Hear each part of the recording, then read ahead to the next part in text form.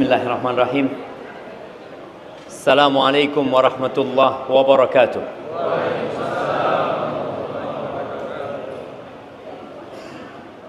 Alhamdulillah Rabbil alamin.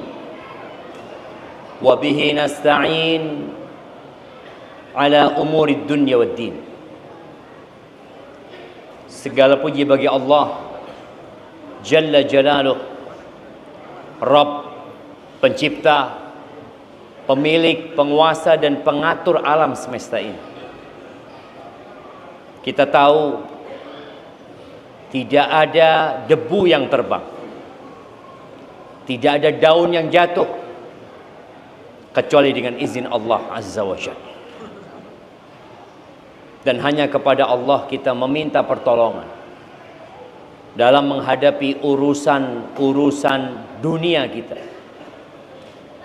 Kita tahu dunia ini melelahkan dan sering membuat orang terpedaya, sehingga dia lupa bahwa dunia diciptakan sejatinya hanya untuk tempat ujian dan cobaan. Di sini bukan tempat bersenang-senang, tapi di sini tempat berjuang dan berkorban. Allah Azza wa Jalla mengatakan laqad khalaqnal insana fi kabad.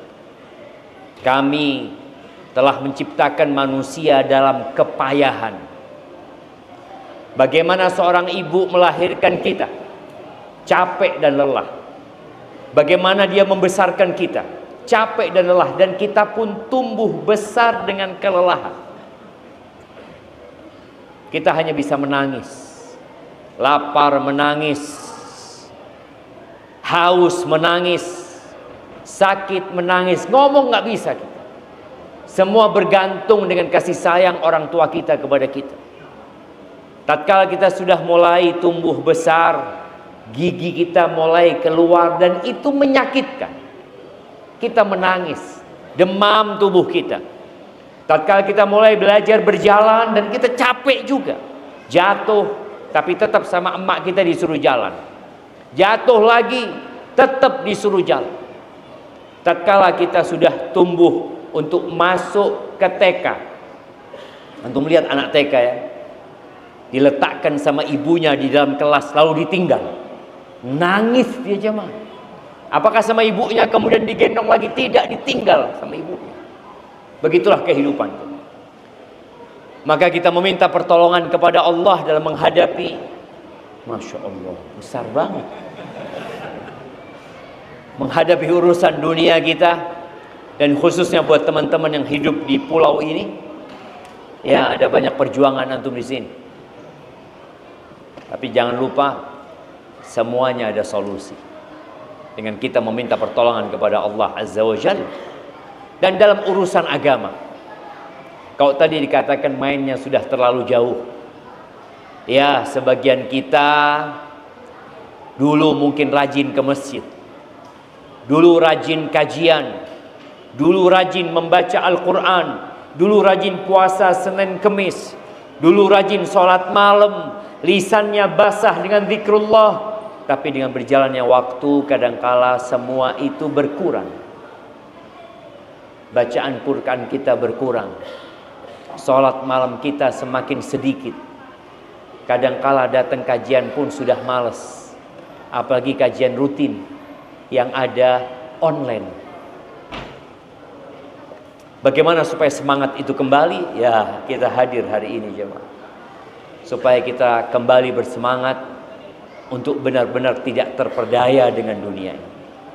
Allahumma salli wa sallim ala abdika wa rasulika Sayyidina wa maulana wa habibina wa syafi'ina Muhammad wa ala alihi wa ashabihi ajma'in. Ya Allah, semoga salawat dan salam, berkah dan nikmat senantiasa Engkau curahkan untuk hamba kekasih-Mu, untuk baginda Nabi kita Muhammad alaihi salatu wassalam, untuk keluarga beliau, untuk istri-istri beliau, untuk putra-putri beliau, dan untuk seluruh sahabat Nabi. Semoga Allah meridai kita bersama mereka. Amma ba'd. Allah Azza wa Jalla di surat Fatir ayat 6 mengatakan, ya ayuhan nas. Ya ayuhan nas. Kalau kita menilik panggilan Allah dalam Al-Quran, beragam. Ada panggilan ya ayuhan nabi, ya ayuhan rasul, ada ya ayuhan nas, ada ya ayuhal insan, ada ya ahlal kitab, ada ya ayyuhalladzina hadu, wahai orang-orang Yahudi.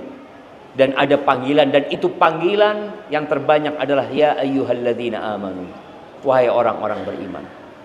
Di surat Fatir Allah mengatakan ya ayyuhan nas, wahai umat manusia, dipanggil yang mukmin dan yang kafir, agar mereka sadar dengan hakikat kehidupan dunia ini.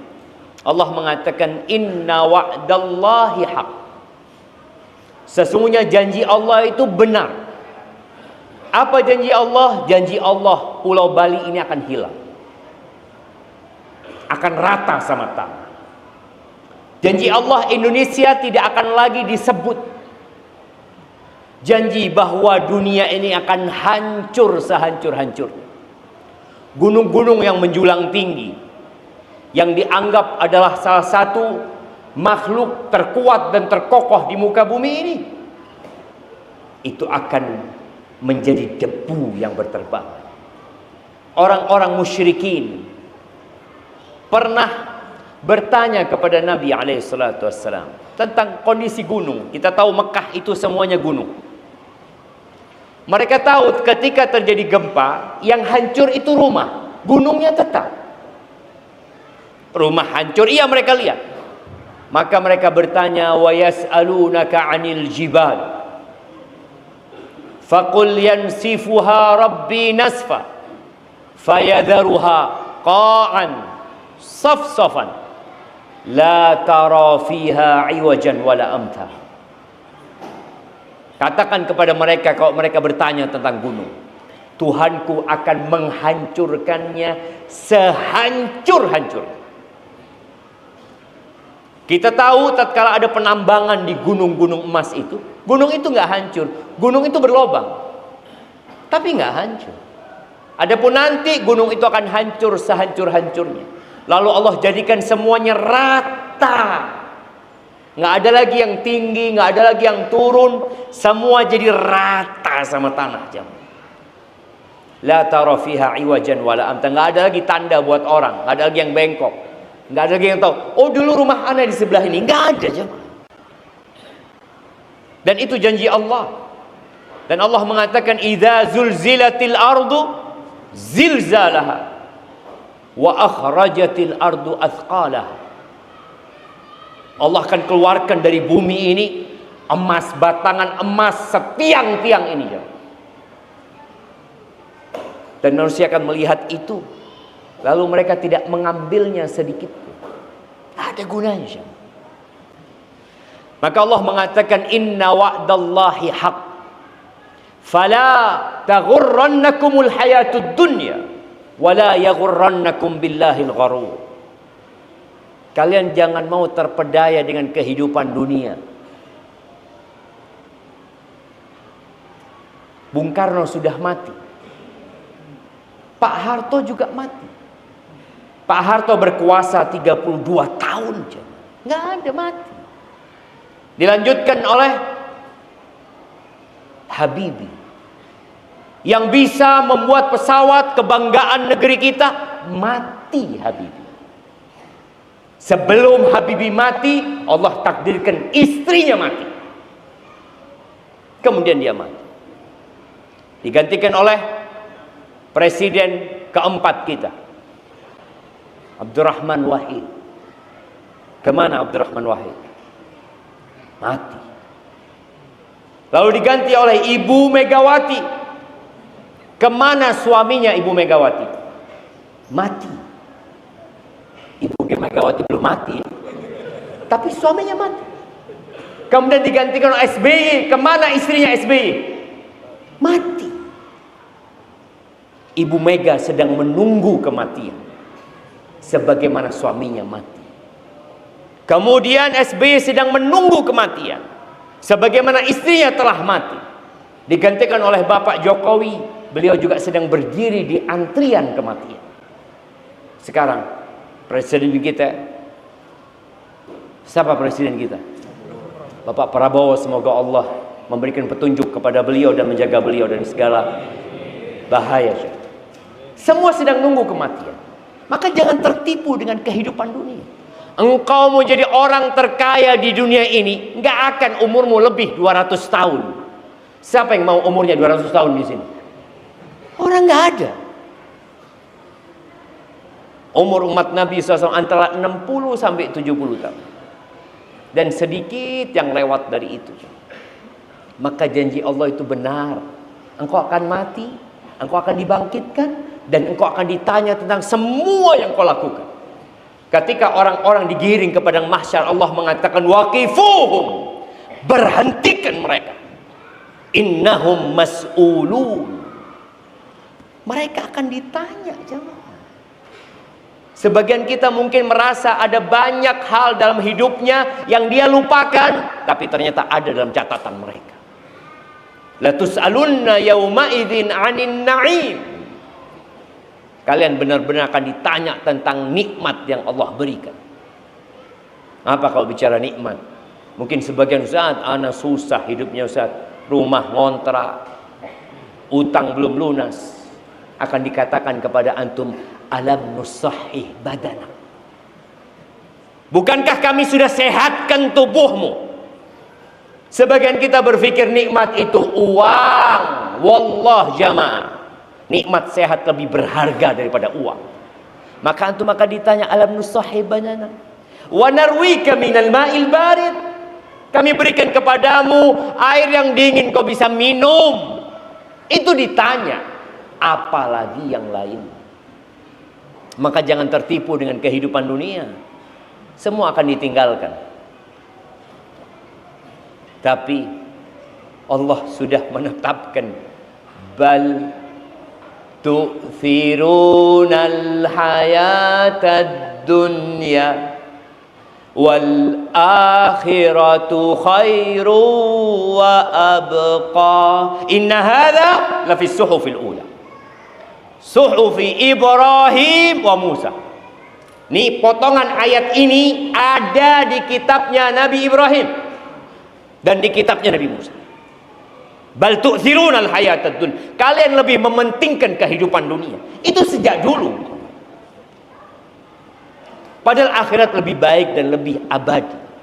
Antum melihat ketika antum sodakoh, berapa yang antum sodakohkan dan berapa yang antum simpan. Mampukah antum sodakoh separuh harta antum? 2,5% kadangkala. Ini kayaknya nggak masuk zakat Ustaz. Ini kayaknya nggak masuk. 2,5% macam apa? Dia berusaha bagaimana nggak kena zakat. Karena kita lebih mementingkan kehidupan dunia. Padahal akhirat lebih baik dan lebih abadi. Maka Allah katakan jangan tertipu dengan kehidupan dunia. Wala yaghurrannakum billahil gharur. Dan ada satu penipu lagi. Jangan mau kalian terpedaya dengan tukang tipu. Siapa tukang tipu? Iblis. Bagaimana iblis menipu Nabi Adam dan berhasil? Berhasil. Menipu istrinya Nabi Nuh, berhasil? Berhasil. Menipu Qabil sampai membunuh Habil, berhasil dia tipu. Dia tipu anaknya Nabi Nuh yang disebut beberapa tafsir namanya Kan'an. Berhasil ditipu. Kaumnya Nabi Nuh ditipu sama iblis. Nabi Adam meninggal dunia, Qabil meninggal dunia, Nabi Nuh meninggal dunia, kaumnya meninggal dunia, iblis tetap hidup. Karena dia minta waktu sampai hari kiamat untuk hidup. Lalu datang menipu kaumnya Nabi Hud, mereka dibinasakan. Nabi Hud meninggal dunia, iblis tetap hidup. Kaumnya Nabi Soleh mati. Nabi Soleh juga meninggal dunia, iblis masih hidup. Berhasil menyesatkan dan menipu kaumnya Nabi Ibrahim, iblis masih hidup. Bayangin ya, Pengalaman dia menipu manusia sampai Allah sebut al-gharur. Penipu ulung al-gharur itu jemaah. Maka hati-hati. Cuma memang kita itu udah dikasih tahu setan, jangan deketin setan, tetap kita bersohib sama setan. Ada bisikan-bisikan, nantilah sholatnya. Iyalah, kan waktunya masih panjang. Ya. Maka hati-hati dengan tukang tipu itu. Jamaah rahimakumullah. Sebagian kita mungkin pernah mengalami fase dalam hidupnya yang dia berpikir, kalau ana mati pada waktu itu Ustaz, insya Allah Ustaz, mudah-mudahan masuk surga. Ada fase di saat antum baru hijrah. Ada fase di saat antum, ya Allah, sholat itu Ustaz khusyuk sekali. Tapi sekarang khusyuk itu mulai pergi. Dulu ana bisa menangis tatkala ana mendengarkan cerita-cerita para nabi. Sekarang udah mulai keras hati ana. Ana lihat kawan ana menangis, kiri ana menangis, ana tetap gak bisa menangis. Ahibati fillah, ada cerita yang diriwayatkan oleh Imam Muslim. Cerita ini cerita tentang seorang sahabat Nabi yang bernama Amr ibnul As. Ada hadiah. Mana panitia? Nanti minta sama panitia. Ada.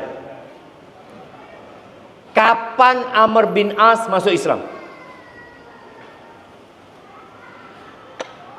Tunggu, ngomong-ngomong, antum sudah kenal nggak dengan yang kanan kiri antum? Udah belum? Belum kayaknya antum. Antum tahu keutamaan bersalaman dengan saudara antum? Dosa-dosa berguguran ketika antum berjumpa sama dia. Ana tidak akan mulai kajian, lanjutkan kajian sampai antum kenalan dengan yang kanan kiri antum. Tanya namanya, dari mana dan apa profesinya. Cara kenalannya, saya fulan. Jangan siapa nama antum. Kenalkan diri antum dulu.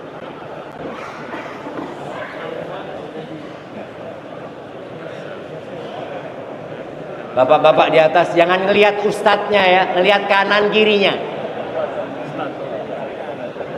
Ahlan wa sahlan. Barakallahu fikum, masyaallah. Minum dulu ana ya.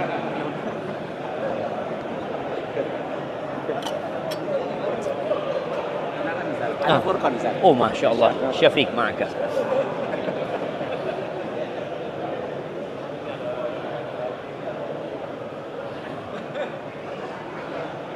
Sudah kenalan antum. Kadang-kala orang disuruh kenalan tetap lihat ke ustadznya. Kayak nggak denger ustadznya ngomong itu. Sudah. Oh, ana mau tunjuk deh. Yang pakai rompi. Nah, mantu. Siapa nama yang di kanan antum? Loh, belum kenalan kan? Belum jamaah. Astagfirullah. Apa beratnya? Siapa namanya? Loh, gak kenal, gak jelas. Siapa namanya? Angga. Dari mana?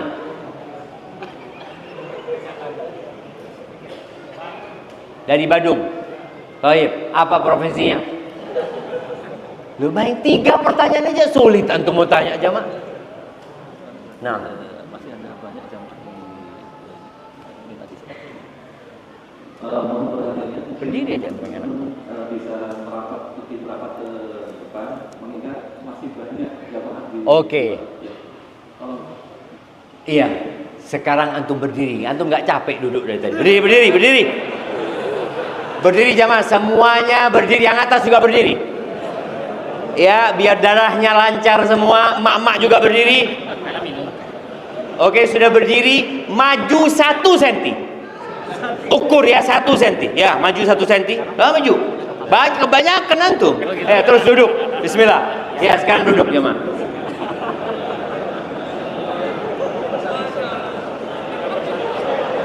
Alhamdulillah. Ini kenalannya lebih zen kalau gini antum.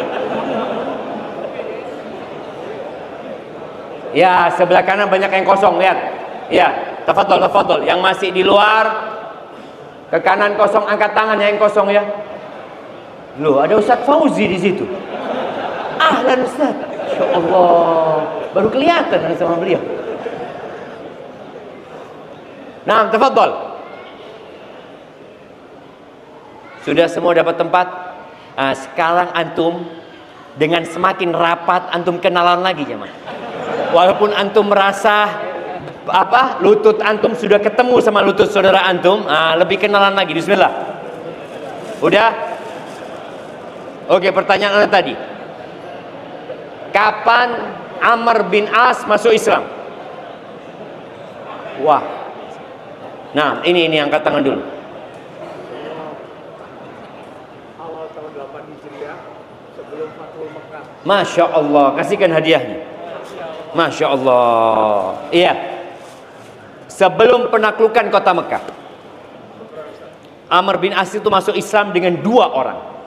Siapa 2 orang itu? Nah, Khalid bin Walid terus 2 orang.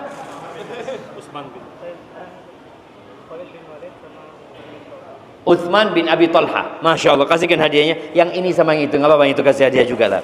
Itu udah angkat tangan, kesian lah.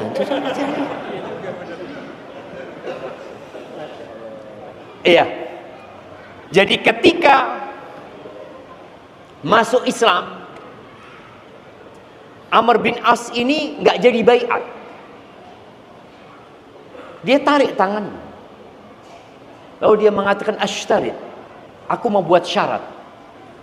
Anak akan bacakan syarat ini. Tapi sebelumnya diceritakan ketika Amr bin As mau meninggal dunia. Amr bin As itu nangis ya, nangis panjang tangisan beliau. Dan beliau nggak mau memandang kepada orang-orang yang ada di sekitarnya. Beliau memandang ke tembok. Anaknya, subhanallah, anaknya Abdullah bin Amr bin As ini sangat berbakti sama bapak. Dan dia dapat pesan dari Nabi SAW, jangan engkau menyelisihi bapak. Kadang-kala pendapat bapaknya nggak sesuai, tetap dia ikutin bapak. Selama tidak bertentangan dengan perintah Allah dan Rasulnya. Sang anak mengatakan, ya abata, wahai ayahanda, ama basyaraka Rasulullah sallallahu alaihi wasallam bikada. Engkau ingat Nabi pernah memberikan kabar gembira kepadamu dengan ini. Dengan ini disebutkan kabar gembira yang pernah disampaikan Nabi alaihi salatu wassalam kepada bapaknya, supaya bapaknya berhenti menangis. Ayolah Pak. Dia berharap bapaknya, sudah ayah, engkau alhamdulillah gitu loh. Ada banyak keutamaan-keutamaan. Akhirnya dengar omongan itu, berhenti menangis. Lalu dia menghadap kepada orang-orang yang ada di sekitarnya. Dia berkata, inna afdala ma nu'id, sebaik-baiknya yang kita persiapkan untuk berjumpa Allah adalah syahadatu an la ilaha illallah wa anna muhammadan rasulullah. Itu sebaik-baiknya bekal yang harus dipersiapkan. Ini qad kuntu ala adbaqin salas. Hidupku ini melalui 3 fase. Yang pertama dia sebutkan, laqad ra'aituni wa ma ahadun ashadda bughdan li Rasulillah sallallahu alaihi wasallam minni wa la ahabba ilayya an akuna qad istamkantu minhu faqataltu. Kata Amr, aku berada di fase di mana orang yang paling aku benci adalah Rasulullah SAW. Dan aku berharap pada waktu itu aku bisa membunuh Nabi Muhammad SAW. Bayangin dia. Lalu dia mengatakan, falau mutu ala tilkal hal lakuntu min ahlin nar. Kalau aku mati pada fase itu, pasti aku masuk neraka. Yakin Amr bin As. Falamma ja'alallahu al-Islam fi qalbi, ketika Allah menjadikan Islam dalam hati. Nih, bagaimana Amr bin As menyebutkan nikmat itu dari Allah. Aku jadi Islam nih karena Allah gitu. Antum bisa datang kajian ini karena Allah. Antum bisa sholat juga karena Allah. Semua kebaikan yang bisa kita lakukan, wallah jamaah, itu karena Allah azza wa jalla. Walaula fadlullahi alaikum wa rahmatuhu ma zaka minkum min ahadin abada. Walakin Allah yuzakki man yasha. Kalau bukan karena karunia Allah dan rahmatnya kepada kalian, tidak ada satu pun di antara kalian yang bersih dan suci. Nggak ada. Selama-lamanya, iya nggak selama-lamanya. Walaupun ada 100 ustadz, 1000 ustadz yang datang, nggak ada. Tapi Allah yang memberikan kesucian kepada siapa yang Allah kehendaki. Maka Amr bin As mengatakan, ketika Allah menjadikan Islam dalam hatiku, ataitun nabiyya sallallahu alaihi wasallam. Dia datang dari kota Mekah menuju ke kota Madinah menjumpai Rasulullah sallallahu alaihi wasallam. Lalu Amr bin As mengatakan, ubsut yaminak fali ubaya. Berikan tangan kananmu ya Rasulullah, aku mau baiat sama engkau. Lalu Nabi SAW memberikan tangannya. Faqabattu yadi. Amr bin As narik tangannya. Padahal Nabi SAW sudah memberikan tangannya. Malaka ya Amr? Kenapa engkau Amr? Kata Amr bin As, aradtu an ashtarid. Aku mau buat persyaratan. Aku punya syarat ya Rasulullah. Kata Nabi SAW, tashtaritu bimada. Apa yang engkau syaratkan? Kata Amr bin As, ayyughfara li. Syaratnya aku diampuni dosa-dosa. Karena Amr As berpikir, apa gunanya aku masuk Islam kalau dosa-dosaku yang banyak itu nggak diampuni. Maka dia minta supaya dosa-dosaku yang dulu diampuni, kata dia. Lalu Nabi SAW mengatakan, ama alimta annal Islam yahdimu ma kana qabla. Apa engkau nggak tahu Islam itu menghancurkan semua yang sebelum Islam.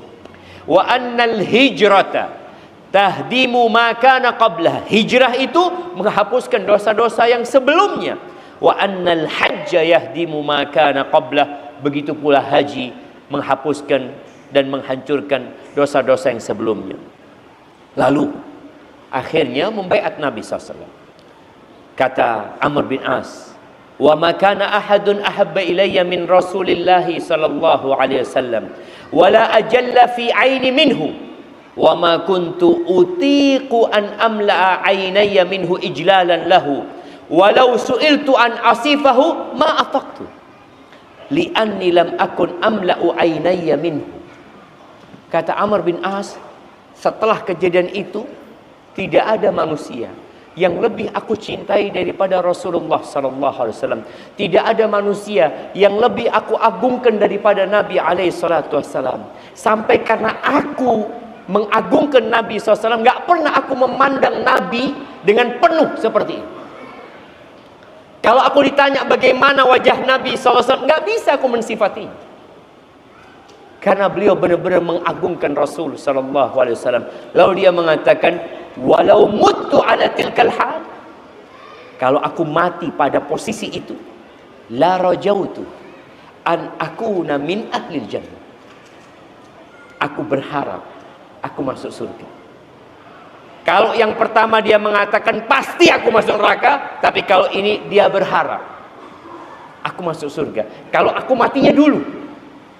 Lalu kata Amr bin As, thumma wallina asya awwalina asya ma adri ma halifu. Kemudian ya kita menjadi pemimpin, jadi gubernur Amr bin As, dan aku nggak tahu bagaimana kondisiku menjalankan amanah-amanah itu. Dan sebagian kita fasenya di fase yang ketiga, di fase dia mulai jauh dari nilai-nilai agama, mulai sibuk mengumpulkan dunia. Apakah antum berbaik sangka kalau anak mati insya Allah masuk surga? Atau antum seperti Amr bin As yang mengatakan nggak tahu, banyak dosa-dosa. Banyak perkara-perkara yang aku lakukan yang mungkin Allah tidak meridhai. Bahkan Amr bin As mengatakan, "Ma'adri, aku nggak tahu bagaimana kondisiku menjalankan tugas-tugas itu. Fa idza ana mutu fala tashabni naihatun wala narun." Kalau aku mati, jangan ada peratap yang mengikuti aku, tidak pula ada api yang mengikuti aku.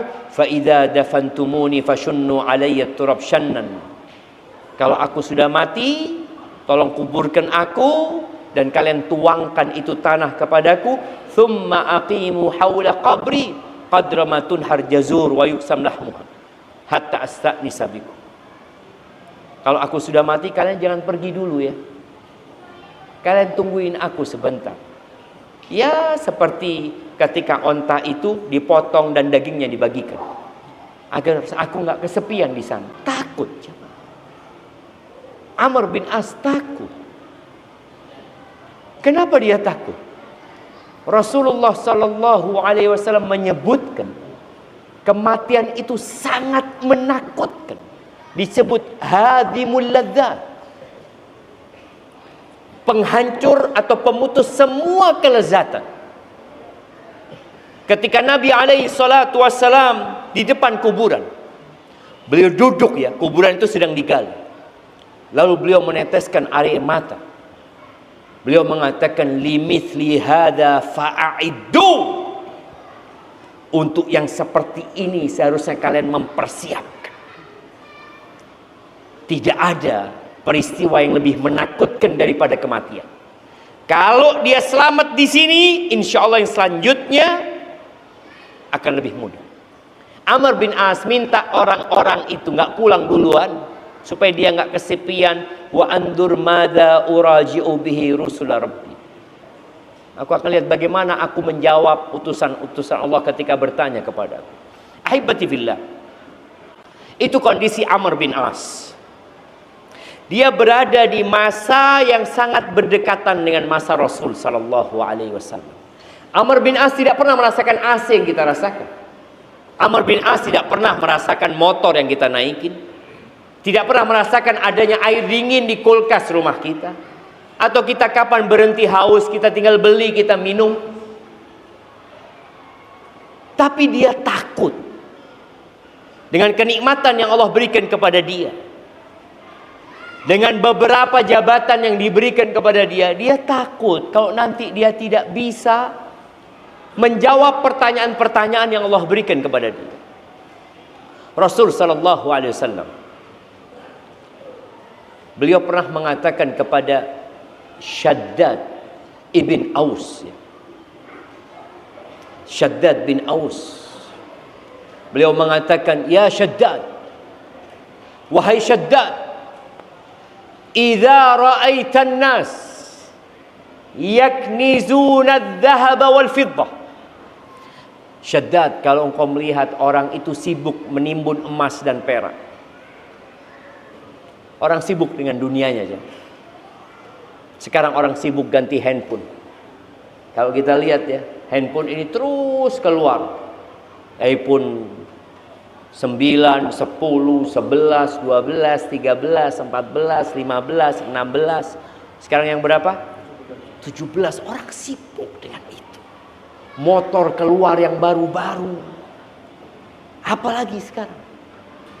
Orang sibuk mencari dunia. Merantau mencari dunia. Kalau dulu merantau mencari ilmu, sekarang merantau mencari dunia. Ditinggalkan kampung halamannya demi mendapatkan kehidupan yang lebih baik. Oke. Nggak ada masalah ketika mau mencari dunia, tapi ambisimu akhirat. Cari dunia, ambisinya akhirat. Di sini Nabi alaihissalam mengatakan kepada Shaddad bin Aus, kalau engkau sudah melihat. Pada saat Nabi alaihi salatu wasallam mengatakan ini, kejadian itu belum ada. Nanti umat Islam masih dalam kondisi susah. Ya, mereka mulai hidupnya lebih nyaman secara ekonomi setelah penaklukan Khaybar di awal tahun ke-7 Hijriah. Kemudian penaklukan kota Mekah. Dan setelah penaklukan kota Mekah itu sahabat ingin istirahat. Sudah selesai. Tahu-tahu Allah perintahkan kepada mereka untuk perang yang lawannya lain. Bukan lagi bangsa Arab. Musuhnya itu Romawi. Allah perintahkan mereka untuk perang Tabuk. Sebagian sahabat ketika diperintahkan untuk perang Tabuk, ini mulai sudah ada kesenangan ya. Orang itu kalau habis perang pulang kepingin istirahat. Tapi ternyata muslim itu tidak boleh ada di zona nyaman. Kalau tadi temanya terlalu jauh karena dia merasa di zona nyaman, sudah mulai dia senang. Nggak boleh.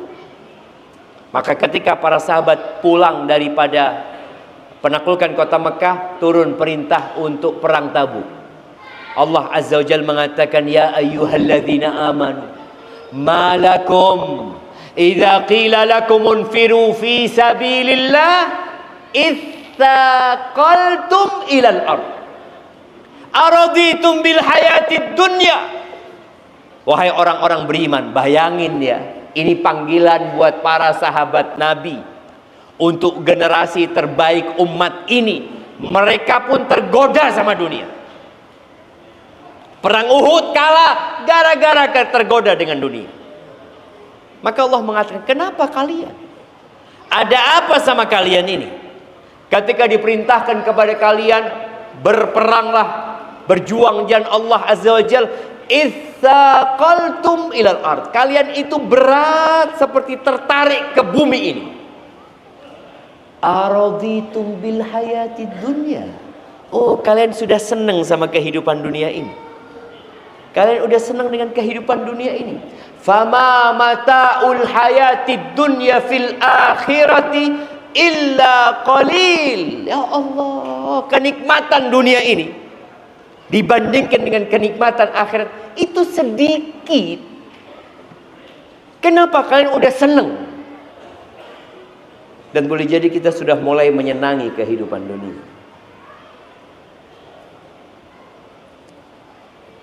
Tanah di Bali ini mahal. 1 meter berapa? Nah, kalau di sini jalan raya itu berapa 1 meter? 400 juta, 800 juta. Berarti 1 meternya 8 juta. Enggak mahal lah. 1 meter 80. Jadi kalau mau buat kuburan di sana 2 meter 160 juta. Iya, mahal. Mungkin orang berpikir kalau aku punya tanah 1 hektar di Bali ini Ustaz, oh kaya raya Ustaz. Antum tahu Nabi alaihissalam pernah mengatakan, la maudi'u sauti ahadikum fil jannah. Satu tempat ya mungkin 1 meter, tempatnya pecut. Dulu mereka naik onta, naik kuda, ada pecut yang biasanya digantung. Tempat pecutnya itu di surga, anggap 1 meter tadi, khairun minad dunya wa ma fiha. Lebih baik daripada Bali semua kalau punya antum. Kalau antum dikasih Pulau Bali buat antum, nggak ada apa-apanya. Dunia dan isinya kalau diberikan kepada antum, tetap lebih baik 1 meter di surga Allah Azza wa Jalla. Maka Allah katakan, kalian udah senang sama kehidupan dunia. Sedikit jamaah. Beliau pernah mencontohkan tentang kehidupan dunia itu seperti seorang yang memasukkan jarinya ke lautan, terus angkat, lalu dia lihatnya ada berapa tetes nih. Itu dunia yang saat ini diperebutkan oleh 8 miliar manusia. Dan lautan itu adalah akhiratnya. Lalu kalian udah mulai senang dengan kehidupan dunia ini. Baru sadar sahabat Nabi. Memang perlu diingatkan terus ya. Terus diingatkan. Kalau antum baca di Al-Quran, ada seringkali Allah menyebutkan tentang dunia seperti ini, dunia seperti ini. Karena memang dunia ini menipu. Tapi kembali kepada Syaddad bin Aus tadi. Yang Nabi mengatakan, kalau engkau melihat orang-orang mulai menimbun emas dan perak, sibuk dengan dunianya, mau tidur yang dibuka rekeningnya, dilihat ada berapa angkanya, Oh, masih banyak. Ada mungkin kalau dulu berangkat ke ATM hanya masukin kartu dia, Pak. Seret. Cek saldo. Alhamdulillah. Sudah. Fulus sudah masuk. Apa yang harus dilakukan? Fakniz anta haula'il kalim. Maka pada saat itu hendaklah engkau mengumpulkan doa-doa ini. Maka harapan ana kalau antum pulang semua menghafal doa ini, cukup kajian kita. Apa doanya? Yang pertama, Allahumma inni as'aluka tsabata fil amr. Nah, nanti doanya ana minta dikirimkan ke jamaah semua ya. Tunggu, ana kirimkan sekarang biar nggak lupa. Supaya antum juga bisa baca doa itu sekarang. Bismillah.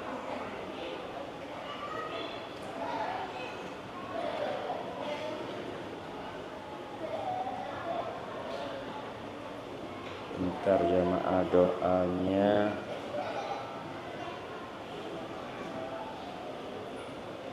Ana kirim ke Badrimin. Mana Badrimin? Hah? Mana dia? Udah ana kirim. Mana? Ya, kirimkan ke jamaah.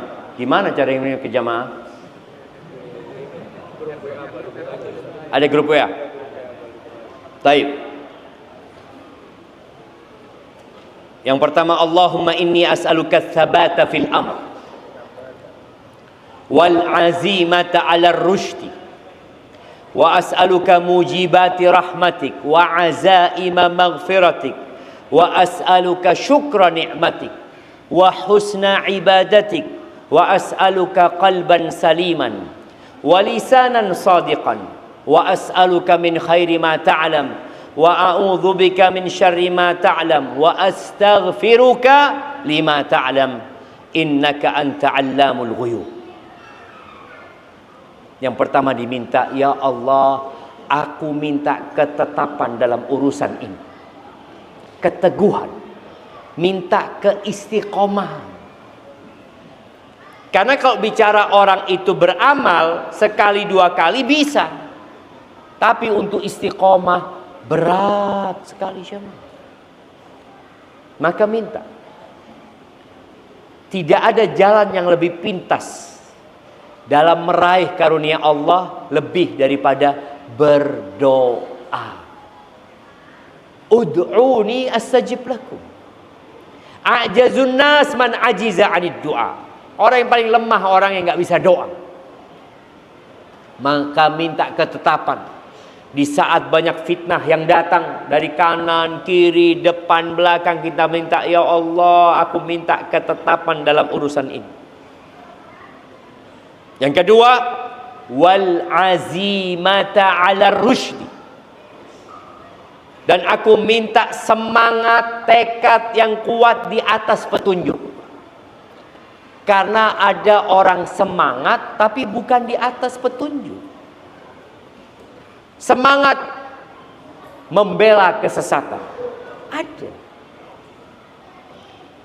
Coba antum lihat ya. Ada orang yang jam 3 bangun untuk sholat malam, ada yang bangun jam 3 untuk nonton bola. Ada nggak? Ada. Semangat dia nonton bola, ngomong sama istrinya, sayang, jangan lupa jam 3 kopinya. Istrinya suruh bangun untuk bikin kopi, bukan untuk sholat malam. Dan memang untuk dunia kita itu nggak perlu disemangati, karena sudah semangat. Tapi untuk akhirat perlu kita minta. Antum nggak perlu, ya Allah berikan semangat mencari dunia, ya Allah, nggak perlu. Antum sudah semangat. Tapi untuk akhirat kita perlu minta semangat. Al-Imam Ibnul Qayyim rahimahullahu ta'ala menyebutkan kesempurnaan seseorang itu dengan dua hal. Kita tuh jadi sempurna dengan dua hal. Bihimmatin turaqi wa bi'ilmin yubassiruhu wa yahdi. Yang pertama dengan semangat. Yang dengan semangat itu antum akan naik. Yang kedua, dan itu yang kedua sebenarnya menjadi asas yang pertama, adalah ilmu. Yang dengan ilmu itu antum bisa tahu jalan, antum tahu petunjuk. Coba antum tadi ke masjid ini modal semangat, sama istrinya berangkat dek kajian, jalannya di mana? Bismillah. Loh bang, tahu jalan? Wallahu kan niat kita baik, insya Allah sampai ke tujuan. Oh enggak, niat baik itu belum tentu sampai ke tujuan. Bang, kanan kiri, ashabul yamin, pokoknya kita ke kanan terus, kanan, nggak nyampe ke sini. Ke sini harus belok kiri, betul, belok kiri ke sini ya bang, atau belok kanan terus. Tadi niat yang baik tanpa ilmu, semangat yang kuat tanpa adanya ilmu, nggak berguna. Maka syarat diterimanya amalan adalah ikhlas dan sesuai. Tadilah yang perlu kita tumbuhkan adalah semangat, dan kita minta sama Allah dan ilmu, supaya kita tahu mana yang hak dan mana yang batil. Berapa banyak di antara kita yang dulu makan riba, yang dulu melakukan riba karena menurut dia nggak apa-apa.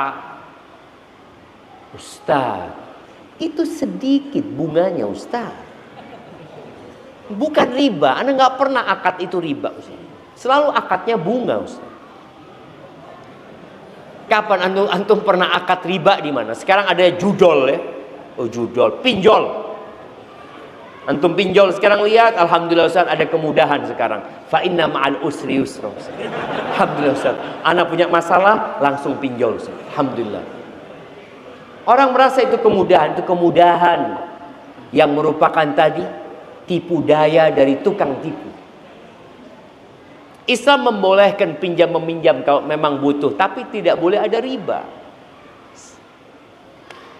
Dan memang mengherankan,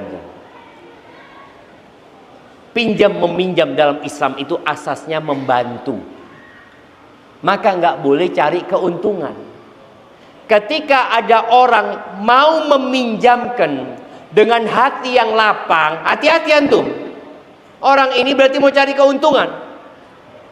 Kita itu kalau mau minjemin duit mikir, jamaah, ya Allah ya nanti nggak balik fulusnya, masih ini itu. Tapi ini orang masya Allah, antum tinggal foto bersama KTP langsung cair. Maka tadi akhirnya orang melakukan itu karena faktor tidak tahu atau tidak mau tahu. Dan fitnah itu di mana-mana, coba. Kalau melihat ya orang yang terjebak dalam pinjol ini, anak baca tahun kemarin itu 80 triliun. 80 triliun yang terkena yang namanya pinjol. Plus yang kalau yang judol jangan ditanya. Judol itu sudah 160-an triliun ya. Dan rata-rata yang terjebak di sana yang gajinya di bawah 5 juta. Bukan orang kaya. Orang sudah susah, dia pikir cara ini kayaknya cepat kaya.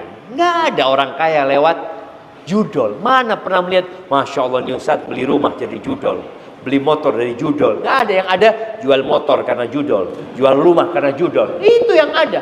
Cerai sama istrinya karena judol, anak-anaknya terlantar karena judol. Dan ketika kalah, datang pembela kebenaran namanya pinjol, mau bantu. Datang dia mau belain antum. Naudzubillah min dzalik. Ingat, minta petunjuk di atas, minta tekad yang kuat di atas petunjuk.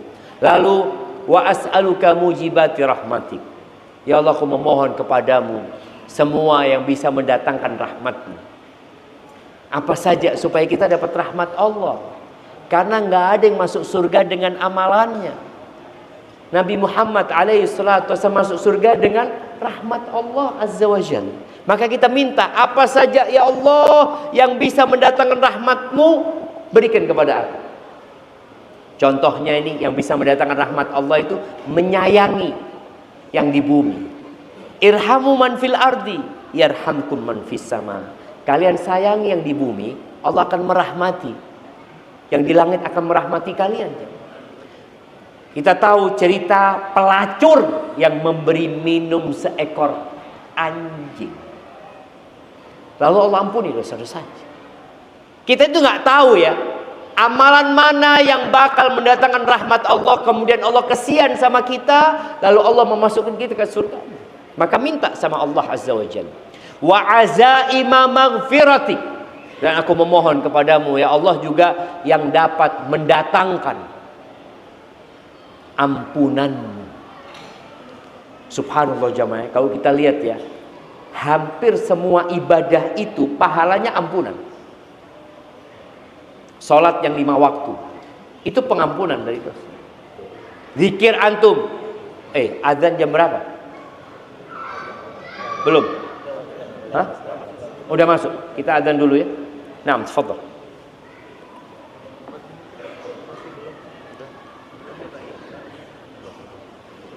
Betul. Belum. Masya Allah, ada khilaf, ada yang 4 menit, 2 menit, ada yang sudah masuk waktunya. Ya, jangan azan dulu sampai masuk waktunya. Baik, kita lihat pahala berbagai macam ibadah. Orang yang haji, apa pahalanya? Diampuni dosa-dosa. Kemudian sholat yang 5 waktu, diampuni dosa-dosanya. Membaca subhanallah, alhamdulillah, Allahu akbar 33, 33, 33, ditutup dengan la ilaha illallah, diampuni dosa-dosanya walaupun seperti buih di lautan. Sedekah, diampuni dosanya. Kok gitu Ustaz ya? Karena memang kita adalah pendosa. Yang sholat di saf pertama, jangan merasa antum alhamdulillah, insyaallah anak kalau sudah mati siap Ustaz. Antum udah gak punya dosa. Sebagian kita kadang-kala bertanya, Ustaz, anak ini kok banyak musibah Ustaz ya? Apa karena dosa-dosa anak yang lalu Ustaz ya? Emangnya antum sudah berhenti berbuat dosa? Ingat sama yang lalu aja. Antum tiap hari boleh jadi terus berbuat dosa. Tapi kita dengarkan azan jemaah.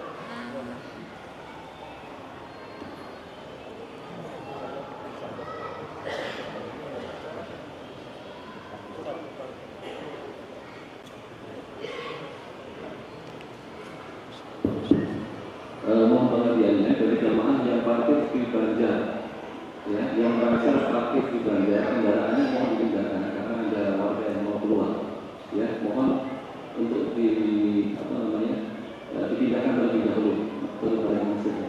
Terima kasih.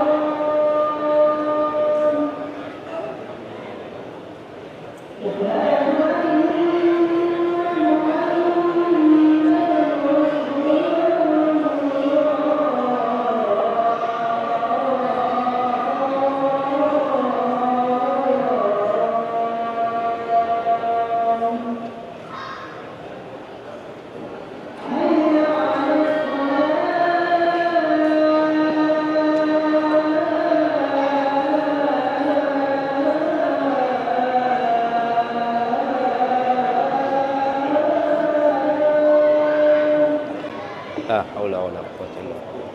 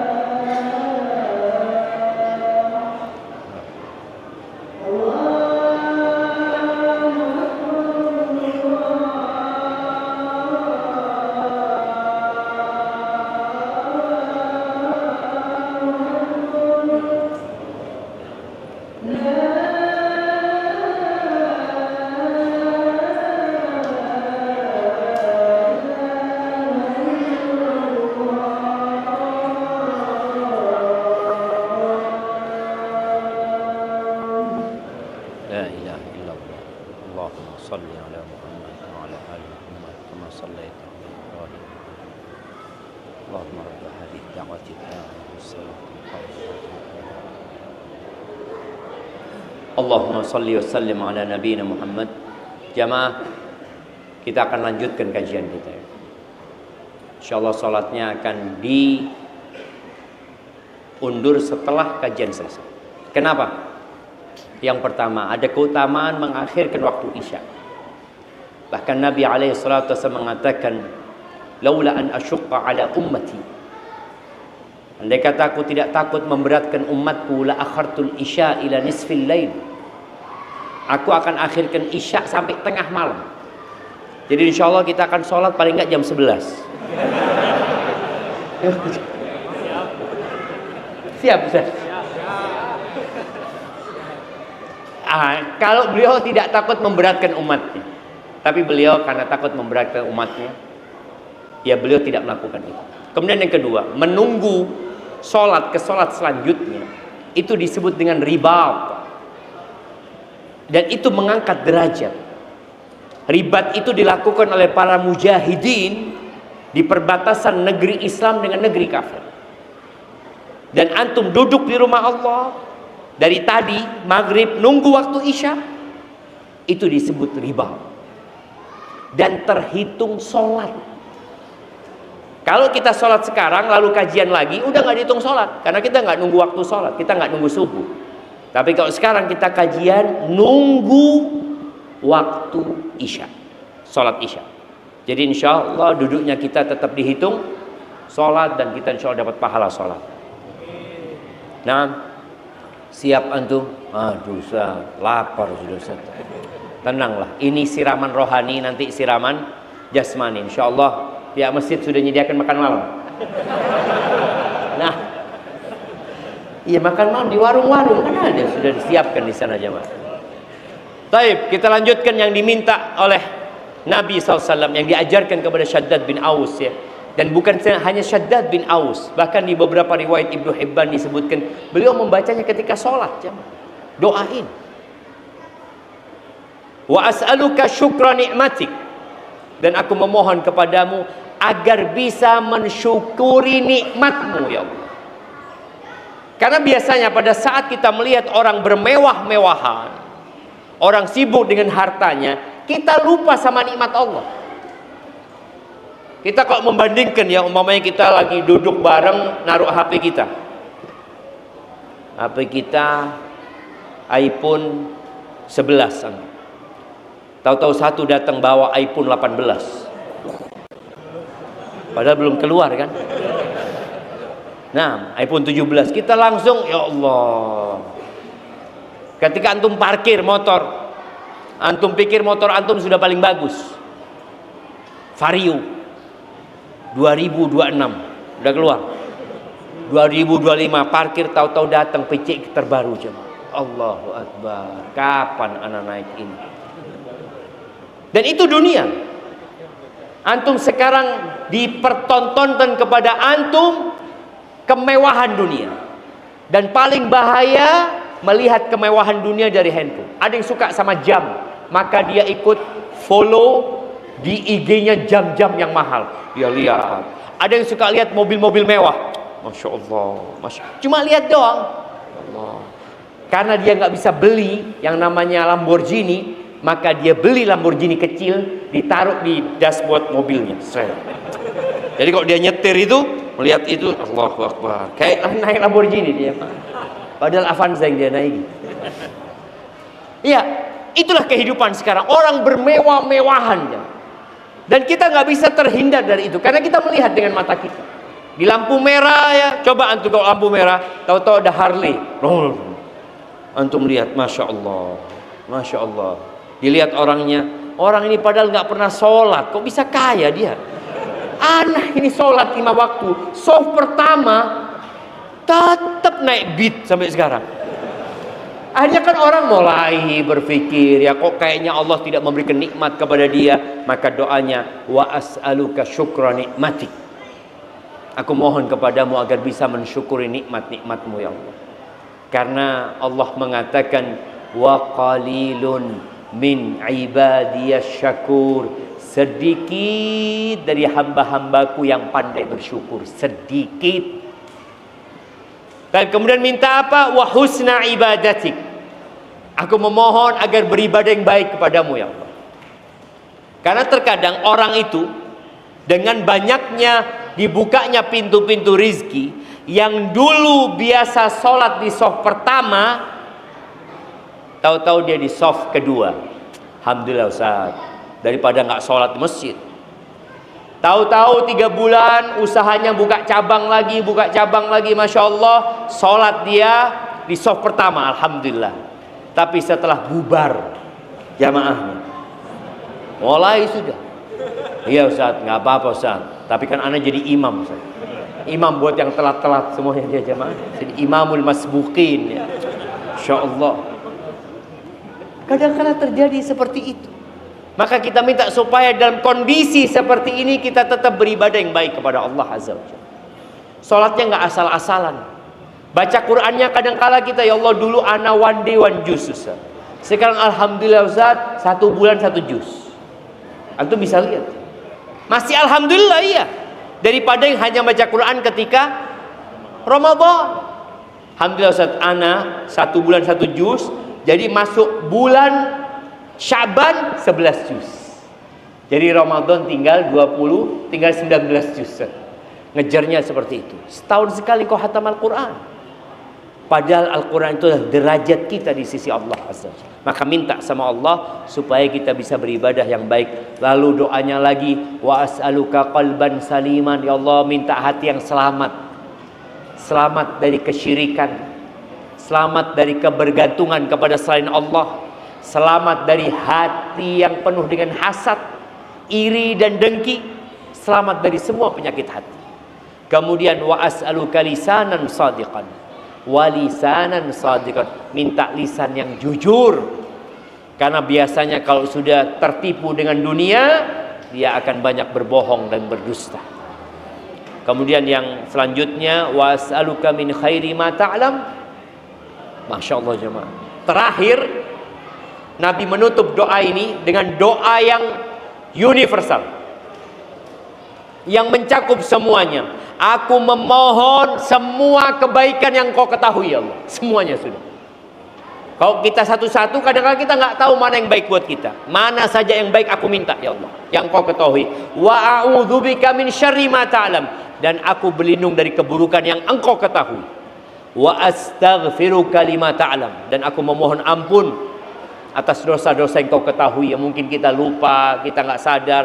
Pokoknya aku minta ampun dari semuanya yang Allah. Innaka anta 'allamul ghuyub.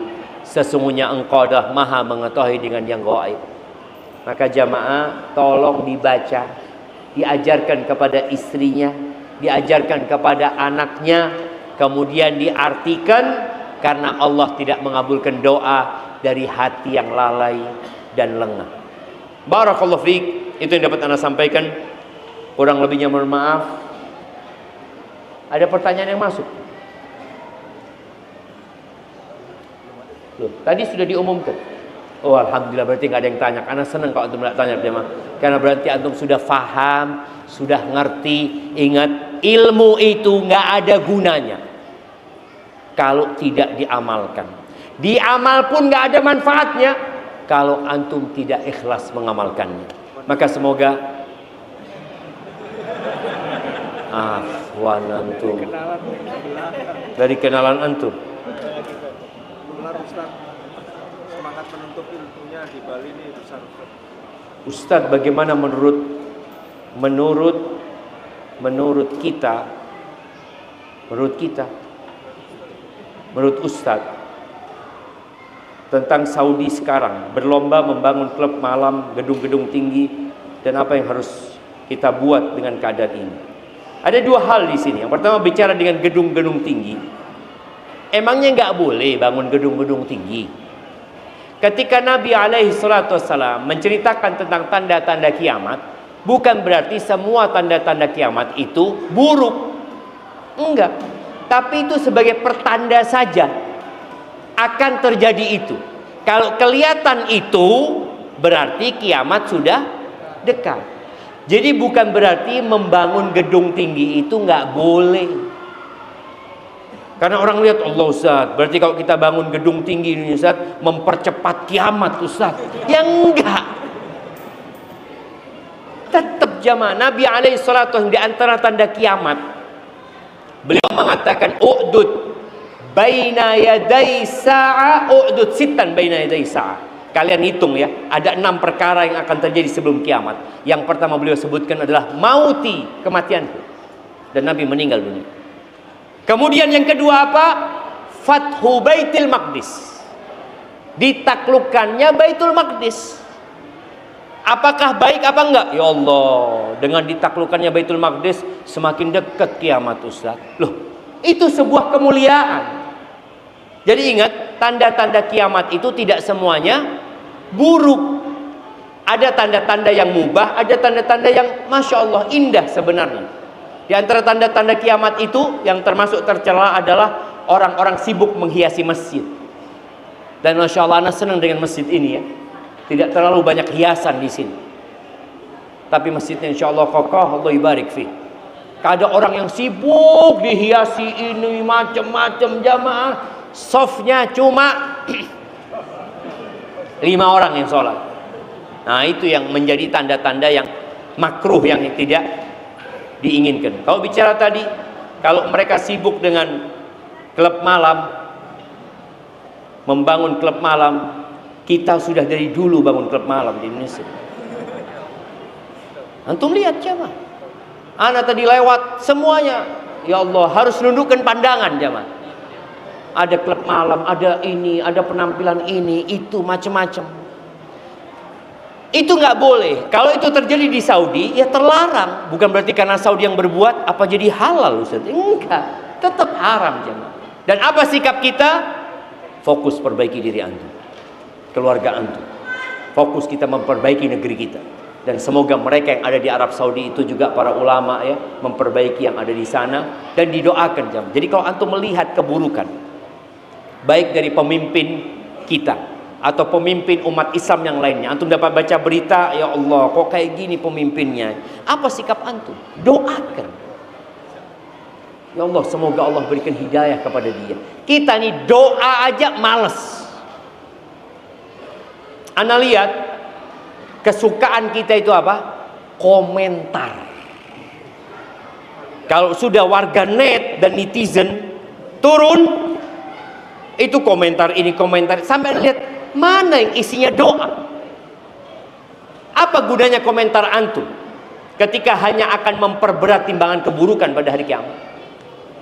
Tapi kalau antum doa, Masya Allah, jadi pemberat kebaikan antum pada hari kiamat. Sudah cukup ya. Kalau ada yang datang lagi antum balikin. Nah, apakah orang yang sering menunda-nunda sholat atau sering sengaja mengakhirkan waktu, apakah berdosa dan apakah sholatnya diterima? Jazakallah khairan. Nah, mengakhirkan sholat itu ada dua. Yang pertama, mengakhirkan sampai keluar waktunya, maka dia termasuk fawailul lil musallin alladzina hum an salatihim sahun alladzina hum yura'un. Itu yang pertama. Jadi mengakhirkan waktu sampai hampir habis waktunya, dan Nabi SAW menyebutkan seperti orang munafik, ketika matahari terbenam baru dia sholat, dan sholatnya dicepetin. Itu termasuk tanda-tanda orang munafik. Tapi kalau dia mengakhirkan waktunya masih dalam waktu sholat tersebut, maka dia tidak dikatakan lalai dengan sholat. Tapi ingat, para laki-laki hendaklah sholat di rumah Allah Azza wa Jalla. Tapi ada di beberapa daerah di Jawa itu yang sholat asarnya ditunda, nunggu petani pulang dari sawah. Boleh nggak? Boleh, nggak apa-apa, selama tidak sampai keluar waktunya gitu. Umpamanya beberapa pondok, seperti di kampus kita, sholat zuhur kita itu jam 12.35 menit. Jam 12.30 menit. Padahal adzan zuhurnya macam-macam, kadang kala jam setengah 12, kadang kala jam 12 kurang seperempat ya. Tapi karena memang kita sudah tetapkan nunggu mahasiswa keluar kelas, kita sholat jam 12.35 menit. Nggak ada masalah, tetap tepat waktu. Karena memang waktu zuhur itu waktu yang panjang. Dari matahari tergelincir sampai bayangannya, satu bayangan ya, sampai seperti itu. Itu waktunya. Jadi selama dilakukan di waktu itu disebut sholat tepat waktu, tapi bukan di awal waktu. Seperti itu. Namun ada sholat-sholat yang Nabi SAW tunda demi maslahat. Di masa Nabi SAW pernah di musim panas, Bilal itu mau adzan. Kata Nabi SAW, tunggu dulu. Tunggu dulu, kata dia. Kesian orang-orang kalau keluar dari rumahnya panas-panas itu. Karena para sahabat Nabi radhiyallahu anhum, mereka dengar adzan langsung ke masjid gitu. Maka abridu, tunggu dingin, kata dia. Karena panasnya itu termasuk dari panasnya neraka jahanam, kata Nabi SAW. Jadi menunda kalau ada maslahatnya malah nggak apa-apa, malah boleh jadi lebih baik daripada orang datang ke masjid panas-panas ya, akhirnya sholatnya nggak khusyuk ya. Apalagi Masjid Nabawi dulu nggak ada AC-nya jemaah, nah kayak sekarang. Nah, mungkin seperti itu. Pertanyaan terakhir, nggak dapat lagi antum kan? Alhamdulillah.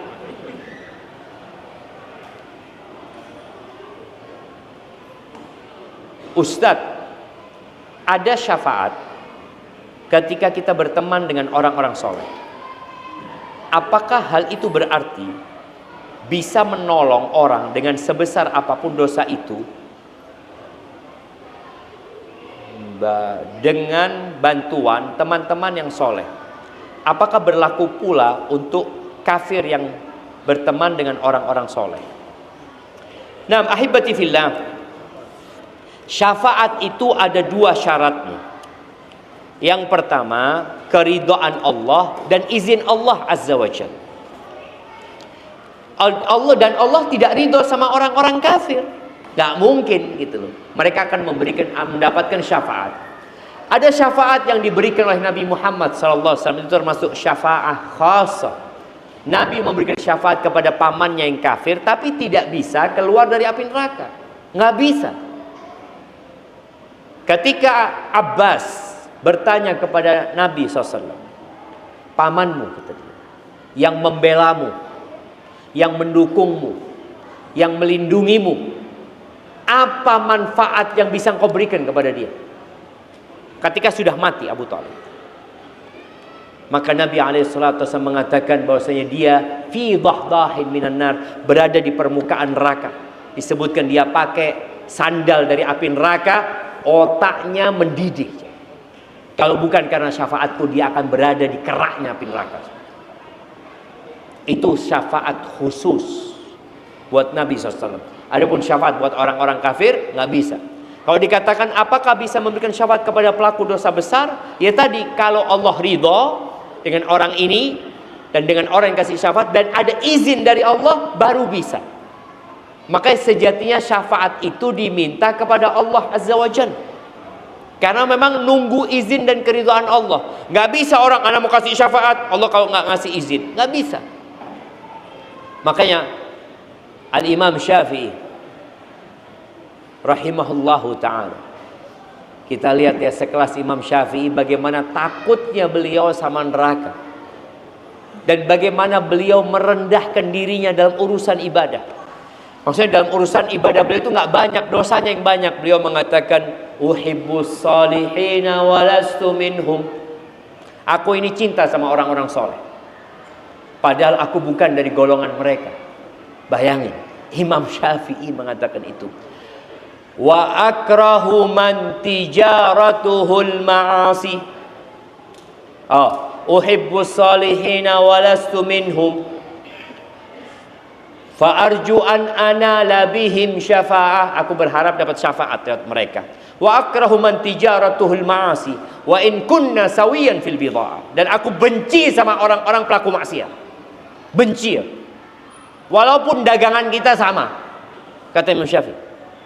Maka ketika antum pelaku maksiat, jangan suka sama pelaku maksiat. Cintalah kepada orang soleh. Maka datang sama orang soleh, ya, duduk ngaji sama mereka. Tadi kenalan sama orang-orang soleh. Karena insya Allah yang di masjid ini semuanya soleh, benar. Insya Allah, Ustaz. Walaupun keluar nanti jadi apa, wallahu a'lam. Tapi yang di masjid insya Allah semua soleh. Jamaah, kita berdoa memohon kepada Allah. Allahumma. Apa doanya tadi? Sudah hafal belum? Allahumma inna nas'aluka tsabata fil amri wal azimata 'ala ar-rusydi wa nas'aluka mujibati rahmatik wa azaima maghfiratik wa nas'aluka syukra ni'matik wa husna ibadatik wa nas'aluka qalban saliman wa lisanan sadiqan wa nas'aluka min khairi ma ta'lam wa na'udzu bika min syarri ma ta'lam wa nastaghfiruka lima ta'lam innaka anta 'allamul ghuyub. Subhanakallahumma wa bihamdika asyhadu an la ilaha illa anta astaghfiruka wa atubu ilaik. Wassalamualaikum warahmatullahi wabarakatuh. Alhamdulillahi rabbil alamin. Jemaah, kita semua telah mendengarkan kajian dari Ustaz Syafi'i Reza Basalamah dengan tema atau pembahasan tanah di surga 1 meter itu lebih baik dari dunia. Masya Allah. Menurut saya Ustaz Syafi'i Reza Basalamah ini adalah sosok pendakwah, penyampaiannya dengan keilmuan, dengan hadis, dengan Quran, dengan pendapat-pendapat ulama-ulama. Masya Allah. Ya, maka insya Allah ketika kita mendengarkan kajian dari Ustaz Syafi'i ini, insya Allah hati kita akan mendapatkan kenyamanan, ketenangan, kedamaian. Barakallahu fikum. Wassalamualaikum warahmatullahi wabarakatuh.